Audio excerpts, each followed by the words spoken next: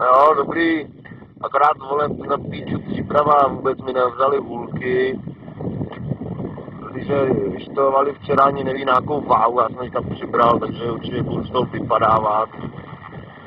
Prostě ta organizace a ta příprava hrozí. Prostě všude všechno honem, rychle, všude musíme být první, stávalo se snad v 6:30 nebo co. Já prostě si takhle rekreaci nepředstavuju, jestli si někdo myslí prostě, že jsem nějaký rozmazlenec, nebo jestli prostě má se mnou někdo nějaký problém, tak ať mi to řekne a já se můžu sebrat a jít klidně domů, protože já, vole, nejsem vydavej, takovýhle extempora, že všechno honem, všechno honem, prostě snídaní honem, umejt honem a honem na hory, pak jsem přijedu, tady není sníh, na to tady není sníh, no, a mě může se zabrat a prostě na tohle doopravdy já to prostě nemám náladu.